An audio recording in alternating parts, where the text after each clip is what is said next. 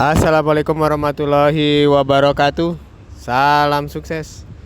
Kali ini saya akan memberikan kisah motivasi dari Andri Wongso yang berjudul Berani Mimpi. Alkisah, di sebuah desa miskin ada satu sekolah dasar. Hanya sedikit muridnya karena kebanyakan anak-anak di desa itu membantu orang tuanya mencari nafkah. Suatu hari, satu-satunya guru yang ada di sekolah itu sedang memberi pelajaran mengarang. Setelah menjelaskan cara-cara mengarang cerita, si guru memberikan pekerjaan rumah. Anak-anak, pekerjaan rumah hari ini adalah mengarang dengan judul Cita-Citaku. Besok hasil karangan kalian dibaca di depan kelas satu persatu. Keesokan harinya, murid-murid maju ke depan kelas dan membacakan karangannya masing-masing. Kebanyakan dari mereka bercita-cita menjadi guru, petani, atau pegawai pemerintah, dan lain-lain. Sang guru selalu manggut-manggut tanda setuju. Lalu tiba giliran seorang murid yang paling muda usianya. Bajunya tambal sulam, tubuhnya kurus kecil, tapi suaranya sangat lantang. Kalau besar nanti aku ingin punya rumah besar di atas bukit dengan pemandangan yang indah, berdampingan dengan pondok-pondok kecil di sekelilingnya untuk tempat peristirahatan. Berderet pohon cemara dan pohon-pohon yang rindang di antara rumah-rumah itu. Ada taman bunga tertata apik dengan beraneka bunga dan warna. Ada kebun buah dengan buah-buahan lezat yang bisa dipetik oleh penghuni rumah dan penduduk sekitarnya. Saya ingin jadi orang sukses dan bahagia bersama dengan keluarga besar dan para tamu yang datang di sana. Mendengar suara lantang si murid kecil itu, kontan seisi kelas tertawa bersamaan. Dasar pemimpi, ejek murid yang lain. Mereka mencemooh cita-cita si murid kecil. Melihat kegaduhan itu, si guru jadi marah-marah. Ia menganggap biang kerok kegaduhan itu adalah si murid kecil. Si guru menegurnya, yang kamu tulis itu bukan cita-cita, tapi itu impian yang tidak mungkin terjadi. Kamu harus tulis ulang tentang cita-citamu yang sebenarnya. Perintah sang guru. Guru, ini adalah cita-citaku yang sebenarnya. Ini bukan hanya mimpi, ini bisa menjadi kenyataan. Murid kecil bersikeras. Hei, kamu hidup di desa yang miskin, keluargamu juga keluarga miskin. Bagaimana kamu akan mewujudkan cita-cita seperti itu? Dasar pemimpi, buat karangan yang masuk akal saja, teriak si guru mulai tidak sabar. Aku tidak mau cita-cita yang lain. Ini cita-citaku, tak ada yang lain. Si murid kecil ngotot. Besok kamu harus bawa karangan yang baru. Jika tidak kamu perbaiki karanganmu itu, kamu akan mendapat nilai jelek. Si guru mulai mengancam.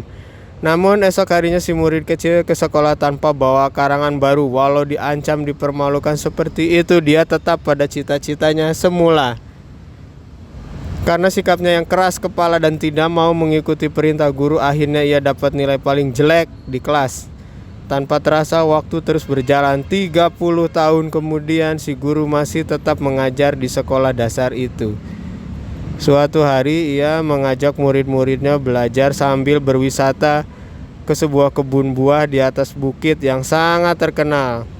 Kebun buah itu berada di desa tetangga, tidak seberapa jauh dari desa tempat mereka tinggal. Sesampai di kebun buah yang luas dan indah itu, si guru dan murid-muridnya berdecak kagum. Kebun buah itu ternyata dilengkapi dengan sebuah taman bunga yang luas, dikelilingi pepohonan yang rindang dan sejuk. Yang lebih mengagumkan, di dekatnya terdapat sebuah rumah besar bak istana tinggi menjulang megah dan sangat indah arsitekturnya. Orang yang membangun istana ini pastilah orang yang sangat hebat.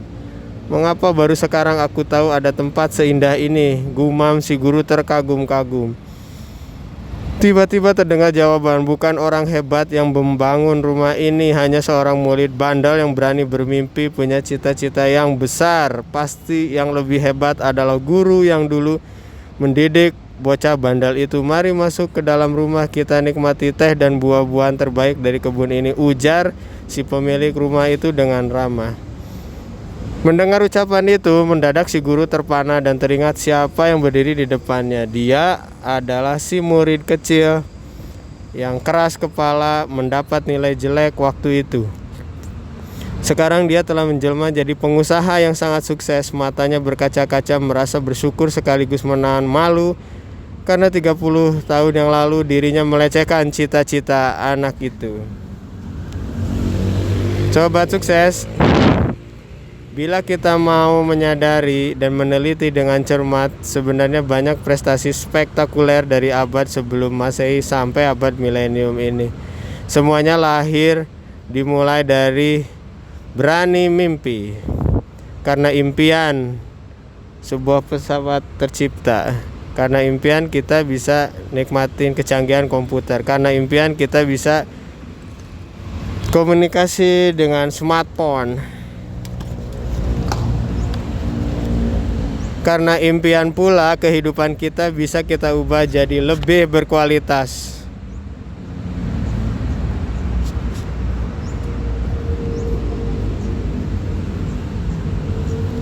Cemoohan atau kesangsian orang lain terhadap cita-cita yang tinggi sebenarnya juga selalu dihadapi orang-orang besar di dunia ini. Kalau ada orang yang mengejek atau cemooh mimpi-mimpi kita, jangan kecil hati. Kuatkan tekad dan semangat, berjuang dengan sekuat tenaga. Buktikan bahwa kita mampu dan berhak untuk mendapatkan yang terbaik bagi hidup kita. Jangan lupa klik subscribe-nya. Wassalamualaikum warahmatullahi wabarakatuh.